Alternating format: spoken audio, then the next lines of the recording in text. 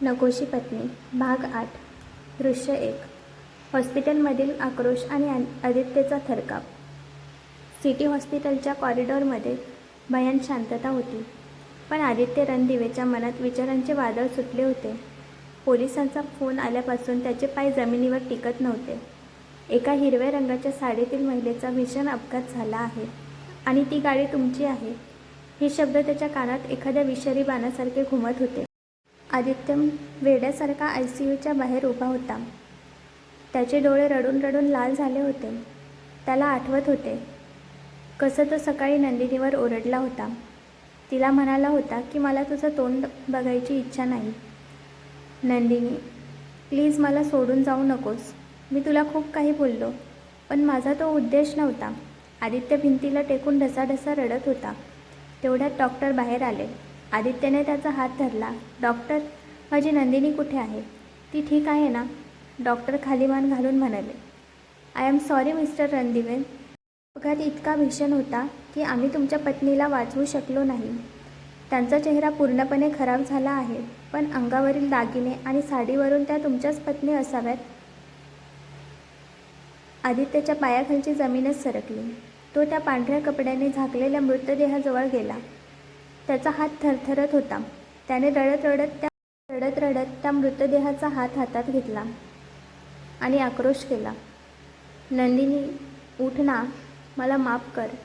मी तुला पुन्हा कधीच ओरडणार नाही. तू अशी मला सोडून जाऊ शकत नाहीस. आज तो जेवढा रडत होता, प्राचीसाठी सुद्धा एवढा रडला नव्हता. तो या क्षणी त्याचा जीव नंदिनीसाठी तुटत होता. आदित्य मृतदेहाचा हात हातात घेऊन ओरडत, नंदिनी, प्लीज उठ ना. एकदा तरी डोळे उघड. मी तुला खूप काही बोललो, तुला खूप त्रास दिला. मला माफ कर.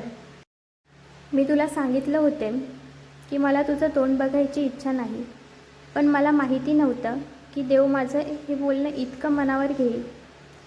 मी तुला रागाच्या भरात बोललो की मी तुझं तोंड बघणार नाही, पण माझ्या मनात असं काही नव्हतं.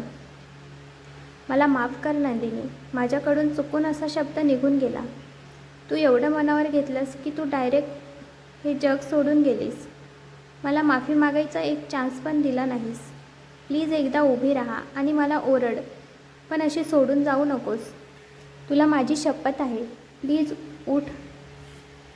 दृश्य 2 नंदिनीचे आगमन आणि तो धक्का. आदित्य जमिनीवर बसून रडत होता. तेवढ्यात त्याला पाठीमागून कोणाच्या तरी चालण्याचा आवाज आला. तो आवाज आणि पैंजणाची छुमछुम त्याला ओळखीची वाटली. त्याने मान वर केली आणि समोर पाहिले. नंदिनी उभी होती.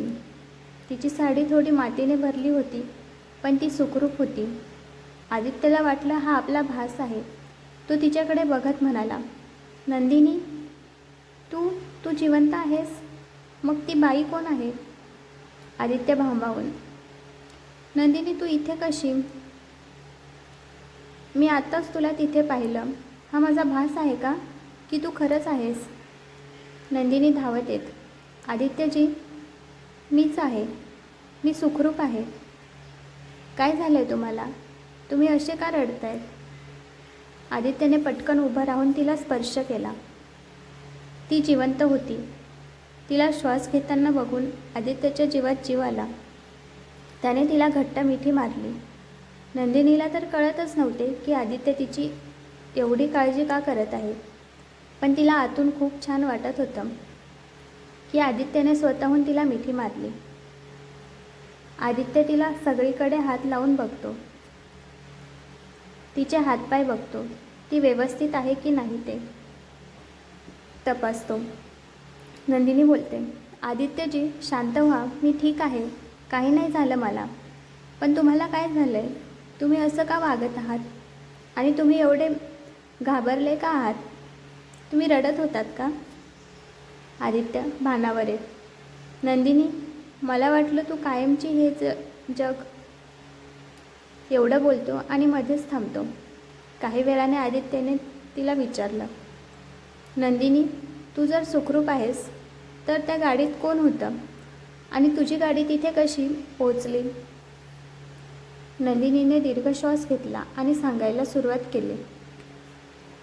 नंदिनी, आदित्यजी, आज ड्रायव्हर काका नसल्यामुळे मी स्वतः गाडी घेऊन निघाले होते. शहर सोडलं आणि हायवेला लागले. तेवढ्यात एका वळणावर एका बाईने जोरात आरडाओरडा करून माझी गाडी थांबवली. ती खूप घाबरलेली वाटत होती. फ्लॅशबॅक. नंदिनी गाडीतून उतरते. ती बाई तिच्या पाया पडते.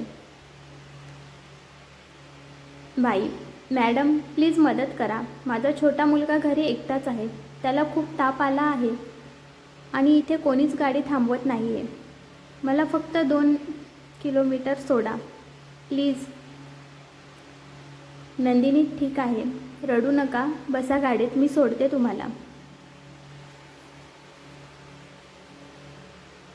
गाडीत बसल्यावर ती बाई अचानक शांत होते. तिचे डोळे बदलतात. ती साडीच्या पदराखालून एक काळी बंदूक काढते आणि नंदिनीच्या कानाजवळ लावते. नंदिनी धक्का बसून, हे काय करत आहेत तुम्ही? मी तर तुमची मदत करत होते. बाई कुत्सितपणे हसत, मदत? या जगात मदतीची किंमत नसते पोरी. गुपचूप गाडी थांबव आणि खाली उतर. तुझी ही महागडी साडी, अंगावरचे दागिने, फोन आणि पर्स सगळं माझ्याकडे दे. चूचा केलीस तर गोळी झाडण्यापूर्वी विचार करणार नाही. नंदिनी भीतीने गार पडते. निर्जन रस्ता असल्याने तिला कोणीच मदत करणार नसतं. ती दागिने आणि फोन काढून देते आणि त्या बाईची जुनी साडी तिला नेसायला लावते. गाडीतच साडी बदलून ती बाई तिला गाडीतून ढकलून देते आणि गाडी घेऊन सुसाट वेगाने निघून जाते. फ्लॅशबॅक संपतो. नंदिनी, आदित्यजी, मी तिथेच रस्त्यावर पडले होते. थोड्या वेळाने एका ट्रकवाल्याने मला लिफ्ट दिली. रस्त्यात पुढे पाहिलं तर आपल्या गाडीचा भीषण अपघात झाला होता. पोलिस पण तिथे पोहोचले होते. माझी साडी आणि दागिने त्या बाईच्या अंगावर असल्याने पोलिसांनी तिला नंदिनी समजले असेल. आणि तुम्हाला पण त्यांनीच कॉल केला होता का? आदित्य, हो, त्यांनीच कॉल केला होता मला. दृश्य 4. आदित्यचा अधिकार आणि काळजी. नंदिनीचं बोलणं ऐकून आदित्यचा थरकाप उडाला. त्याने रागाने तिचा हात धरला आणि तिला अजून घट्ट मिठी मारली, अशी की जणू तिला आता त्याने सोडलं तर ती निघून जाईल कायमची. नंदिनीला खूप छान वाटलं. ती बोलते, मी ठीक आहे आदित्यजी, मला काही नाही झालंय. बघा तरी, मी एकदम सुखरूप आहे. आदित्य, तू वेडी आहेस का? तुला एवढंही कळत नाही की कोणाची मदत करायची आणि कोणाची नाही? असं अनोळखी लोकांची कधी मदत करायची नसते. माणसं बघून तरी मदत करायची ना. समोरचा कसा आहे, काय आहे हे पण बघत नाही का तू? ओळखी माणसांवर विश्वास ठेवायचा नाही. जर तिने तुला गोळी मारली असती तर, तुला काही झालं असतं तर मी काय केलं असतं याचा विचार केलास का? आणि ड्रायव्हर नव्हता तर मला कॉल करता नाही आला का तुला? आपण सोबत गेलो असतो. नंदिनी, आदित्यजी, पण तुम्हीच मला म्हणाला होतात ना की तुम्हाला माझं तोंड पण बघायचं नाही, म्हणून मी माझं एकटी निघून आले. आदित्य, तिचे शब्द मध्येच कापत, गप्प बस. रागाच्या भरात मी काय बोललो हे आता विसरून जा.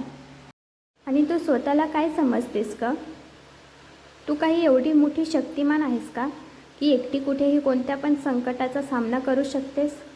पुन्हा जर असं धाडसीपणा केलास तर गाठ माझ्याशी आहे. आदित्य तिला ओरडत होता, पण नंदिनीला त्याच्या डोळ्यात स्वतःसाठी अथांग प्रेम दिसत होतं. ती गालातल्या गालात हसली. आदित्यने तिला हसताना बघितलं. तो म्हणाला, नंदिनी, मी इथे तुला बोलतोय आणि तू वेडी झालीस का?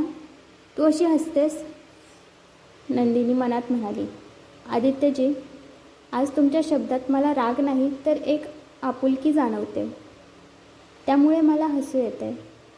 आदित्यला ती बोलते, काही नाही, असंच.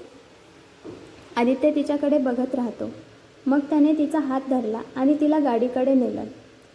तो एक क्षणही तिचा हात सोडायला तयार नव्हता. दृश्य 5. शत्रूंचा जळफळाट. करुणा, आत्या आणि प्राची घरी पोहोचल्यावर सर्वजण त्यांचीच वाट बघत होते. अनुराधाजी, सुरेशजी, आजी आणि समीर यांना पण नंदिनीची खूप काळजी वाटत होती. आदित्यला आणि नंदिनी सुखरूप घरी आलेले बघून ते बोलतात, आदित्य, कशी आहे नंदिनी आणि काय झालं होतं? आदित्य म्हणतो, ठीक आहे ती. आजी, नीट समजून सांगा तुझ्या सुनेला. तिला कळत नाही की कोणाला मदत करायची आणि कोणाला नाही. आदित्य सर्वांना घडलेला सगळा प्रकार सांगतो. सर्वांच्या पायाखालची जमीन सरकते. अनुराधाजी जाऊन नंदिनीला बोलतात, नंदिनी, असं एकटं कोणी जातं का? कोणाला तरी सोबत घ्यायचं होतंस किंवा आदित्यसोबत यायचं होतं ना? नंदिनी म्हणते, सॉरी आई, यापुढे असं कधीच होणार नाही. चुकी झाली माझ्याकडून. परत तशी एकटीने नाही जाणार. इकडे करुणा, आत्या आणि प्राचीने नंदिनीला सुखरूप पाहिले तेव्हा त्यांचा चेहरा पाहण्यासारखा झाला होता. त्यांना तर वाटलं होतं की नंदिनी मेल्याची किंवा ती हे जग कायमचं सोडून गेल्याची बातमी मिळेल, पण इथे तर नंदिनी जिवंत होती. प्राची करुणा आत्याच्या रूममध्ये चिडून, आत्या, ही नंदिनी मेली कशी नाही? आपण त्या गुंडांना गाडीचे ब्रेक फेल करायला लावले होते ना? करुणा आत्या, अगं हो, पण आपलीच एक चूक झाली. आपण त्यांना फक्त हिरवी साडी आणि गाडीचा नंबर दिला होता. त्या गुन्हेगार बाईने बरोबर हिरवी साडी नेसली होती आणि तिनेच गाडी चोरली. गुंडांना वाटलं ती नंदिनीच आहे आणि त्यांनी तिचं काम तमाम केलं, पण नशिबाने नंदिनी वाचली. प्राची चिडत, आत्या, तुम्ही बघितलं होतं का? आदित्यने तिचा हात किती घट्ट पकडलेला होता. असं वाटत होतं की तो तिचा हात कधीच सोडणार नाही. याचा अर्थ आदित्यला आता नंदिनीबद्दल अधिकच ओढ वाटू लागली. आपल्याला काहीतरी काळबेरं करावं लागेल.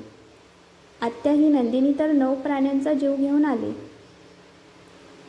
काहीतरी करून या नंदिनीला घरातून बाहेर काढावंच लागेल, माझ्या आणि आदित्यच्या आयुष्यातून. आदित्य फक्त माझा आहे आणि मी माझ्या हिश्श्याचं सुख तिला कधीच घेऊ देणार नाही. नंदिनी, तुला मी सोडणार नाही.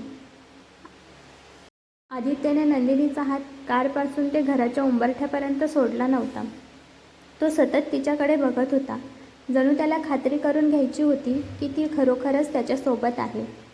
अनुराधा आईंनी नंदिनीला ओवाळून घरात घेतले. त्यांच्या डोळ्यातही आज नंदिनीसाठी पाणी होतं. सुरेशजी म्हणाले, नंदिनी बाळा, आज देवानेच तुला वाचवलंय.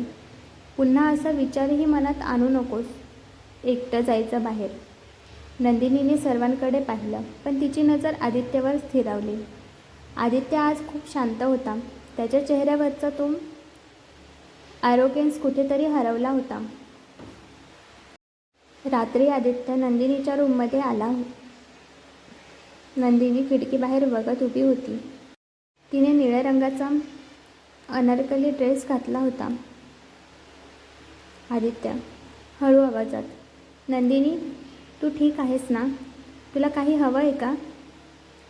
नंदिनी वळून बघत, मी ठीक आहे आदित्यजी. पण तुम्ही एवढे का अस्वस्थ आहात? तुम्ही तर म्हणाला होतात की तुम्हाला माझं तोंडही बघायचं इच्छा नाही. मग आज माझ्यासाठी एवढे अश्रू का आलेत? आदित्य निरुत्तर झाला. दृश्य 6. प्राचीचा इमोशनल ब्लॅकमेल आणि घटस्फोटचा निर्णय. प्राचीला जाणवलं होतं की आदित्य हॉस्पिटलमध्ये नंदिनीसाठी किती तुटत होता. त्यामुळे तिने आता बिचारी विक्टम कार्ड बनवण्याचं ठरवलं. ती रडत रडत आदित्यच्या रूममध्ये जाते. प्राची डोळ्यात पाणी आणून, आदित्य, मला खूप भीती वाटते. मला असं वाटतंय की मी परत येऊन तुमच्या आणि नंदिनीच्या आयुष्यात अडथळा तर निर्माण नाही ना केला. ती तुमची पत्नी आहे आणि तिचं तुमच्यावर खूप प्रेम दिसतंय. मला तुमचं सुख महत्त्वाचं आहे. आदित्य, जर तुम्हाला वाटत असेल की मी निघून जावं तर मी आताच जाते. आदित्य, मला आता इथे राहणं शक्य नाही. रोज तुम्हाला आणि नंदिनीला एकत्र बघून माझं हृदय तुटतंय. मी फक्त एक पाहुणी आहे आणि लोकही माझ्याकडे चुकीच्या नजरेने बघतात. मला खूप त्रास होतो या गोष्टीचा. मला वाटतं की मी कायमचं निघून जावं.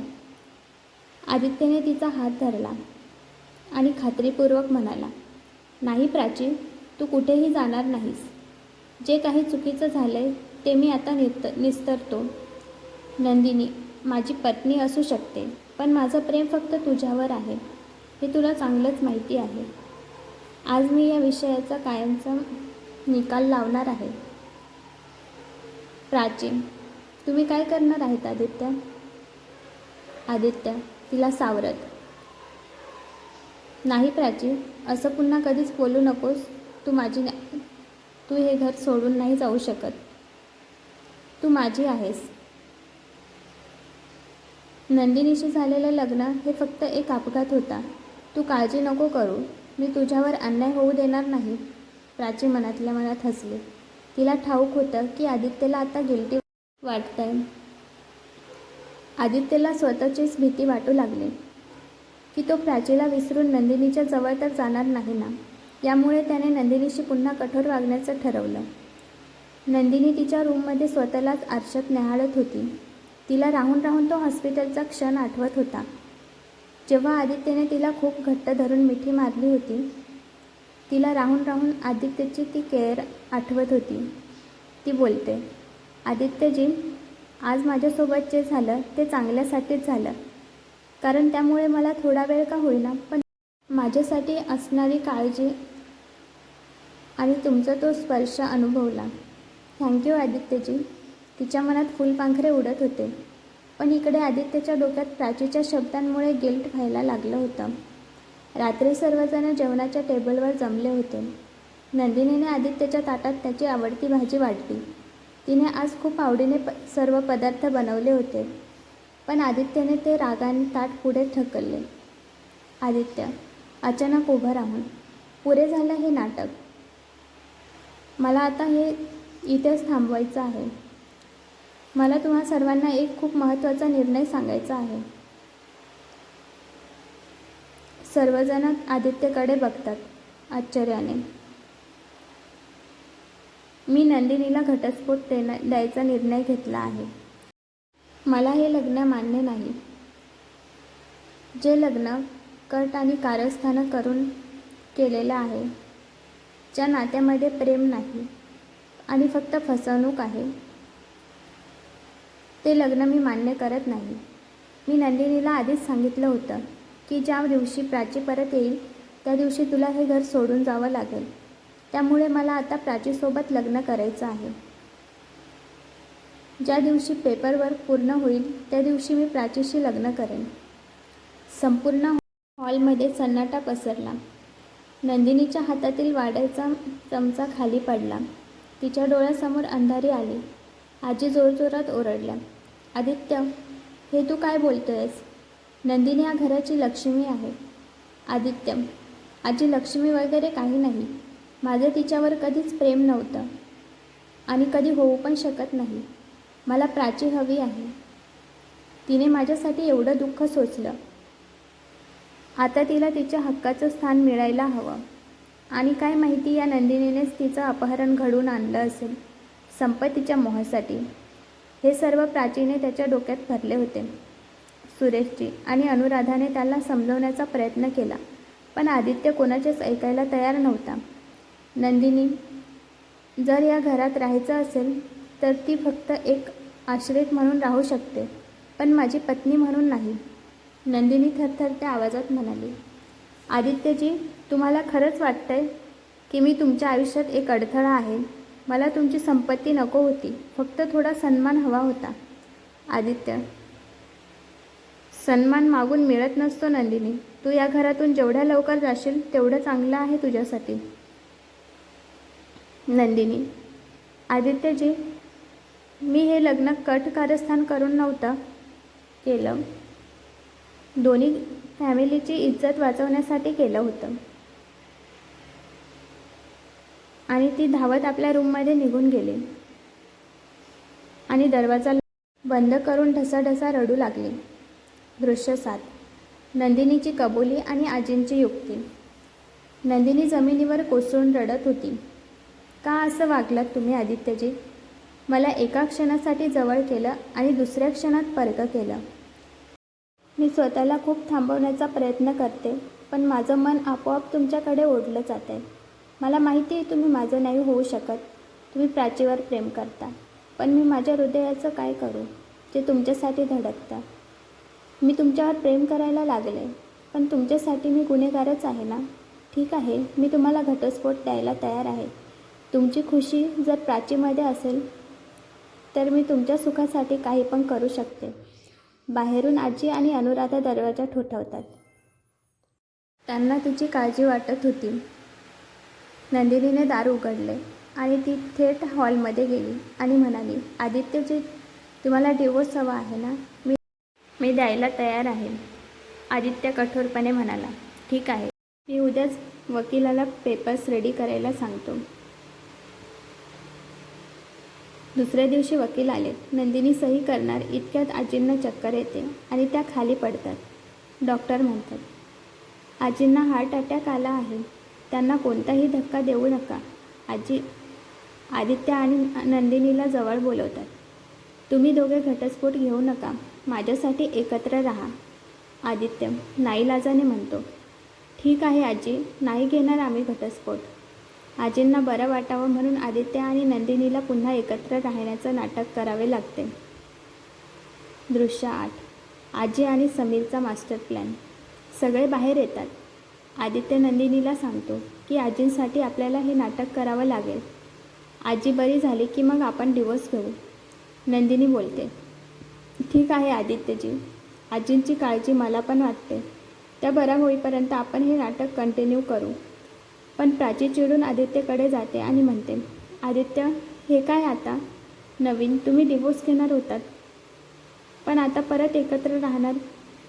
आदित्य तिला म्हणतो की हे फक्त आजी बरी होईपर्यंत नाटक आहे. काळजी करू नकोस. आजी बरी झाली की आम्ही डिवोर्स नक्की घेऊ आणि आपण लग्न करू. आणि तो आजींकडे जातो. आजी आदित्य आणि नंदिनीला बोलतात, तुम्ही आता एकाच रूममध्ये शिफ्ट व्हा. मला तुमची सुखी संसार बघायचा आहे. आदित्य तिला बोलतो, पण आजी, काय गरज आहे एका रूममध्ये राहायची? आजी, तुम्ही जर असे वेगवेगळ्या रूममध्ये राहिले तर एकत्र कधी याल? आदित्य नाविलाजाने त्यांचं म्हणणं मान्य करतो. नंदिनी आणि आदित्य बाहेर गेल्यावर आजी समीरला जवळ बोलवते आणि बोलते, समीर, माझ्या या आजाराच्या नाटकामुळे यांचा आज डिवोर्स तर थांबला, पण यांना एकत्र कसं आणायचं? त्याच्यासाठी आपल्याला काहीतरी करावं लागेल. आणि आदित्यच्या डोळ्यावरची प्राचीची आंधळी पट्टी आपल्याला लवकरात लवकर काढावी लागेल. समीर, हो आजी, ते तर आहे. पण आजी, तू तर काय ॲक्टिंग केलीस आज. मला पण एक क्षणासाठी वाटलं होतं की तुला खरंच हार्ट अटॅक आला की काय. आजी, हो मग आहेच मी चांगली ॲक्टर. आणि समीर, बरं झालं तू ही आयडिया दिलीस. समीरनेच ही आयडिया दिली होती, ज्यामुळे आदित्य आणि नंदिनी परत एकत्र येतील म्हणून. रूम शिफ्ट केल्यावर आदित्य रागाने सामान आपटत, नंदिनी, हे लक्षात ठेव, आपण फक्त आजीमुळे एका रूममध्ये आहोत. तू सोफ्यावर झोपायचं आणि मी बेडवर, आणि माझ्या वस्तूंना हात लावायचा नाही. नंदिनी शांतपणे तिचं सामान लावत होती. तिने ठरवलं होतं हे शेवटचे काही दिवस जेवढं प्रेमाने राहता आलं तेवढं राहायचं. रात्री एसीमुळे नंदिनीला थंडी वाजू लागली. ती कुडकुडत होती. आदित्यचं लक्ष तिच्याकडे गेलं. त्याने हळूच एसीचं तापमान वाढवलं. नंदिनीच्या हे लक्षात आलं. ती मनातल्या मनात म्हणते, थँक्यू आदित्यजी. तुम्ही दाखवत जरी नसले पण तुम्हाला काळजी तर वाटतं माझी. सकाळी आदित्य शॉवर घेऊन बाहेर आला. त्याने फक्त पांढरा टॉवेल गुंडाळलेला होता. त्याचे ओले केस पाण्याचे थेंब त्याचे सिक्स पॅक ॲप्सवर उकळत होते. तो प्रचंड हँडसम दिसत होता. नंदिनी त्याला बघून थक्क झाली. तिने लाजून पाठ फिरवले. नंदिनी, आदित्यजी तुम्ही असं कसं फिरू शकता बिना कपड्यांचं? काही वाटत नाही का तुम्हाला? तुम्ही विसरले का मी पण आहे रूममध्ये? आदित्य, मी माझ्या रूममध्ये आहे. तू कोण आहेस मला अडवणारी? तुला मला असं बघून नसेल आवडत तर तू निघून जाऊ शकतेस. नंदिनी, हो जाते मी बाहेर. आणि ती बाहेर जायला वळते पण तिचा पाय चादरीला अडखळतो आणि ती पडणार इतक्यात आदित्य तिला सावरतो. तो तिला कमरेला पकडून आपल्या बाहूंमध्ये घट्ट पकडतो. दोघांच्या नजरा एकमेकांमध्ये अडकतात. आदित्यला पुन्हा एकदा तिच्या डोळ्यातील निरागसता जाणवते. दोघांच्या श्वासाची गती वाढते. तेवढ्यात दरवाजा उघडतो आणि तिथे प्राची येते.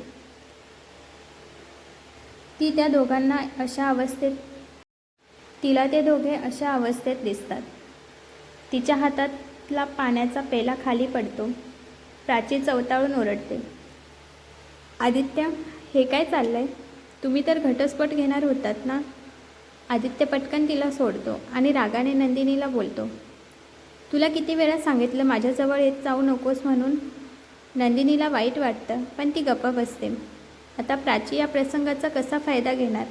आदित्य नंदिनीला पुन्हा झिडकारणार की अजितचा हा प्लॅन यशस्वी होणार हे पाहणे रंजक ठरेल. तर कसा वाटला आजचा भाग मला नक्की कळवा कमेंटमध्ये. आणि माझ्या चॅनलला प्लीज सबस्क्राईब करा आणि बेल आयकॉनवर क्लिक करा आणि नोटिफिकेशन ऑन करा, म्हणजे माझ्या कथेचे नवीन भाग तुमच्यापर्यंत पोहोचण्यास मदत होईल. धन्यवाद.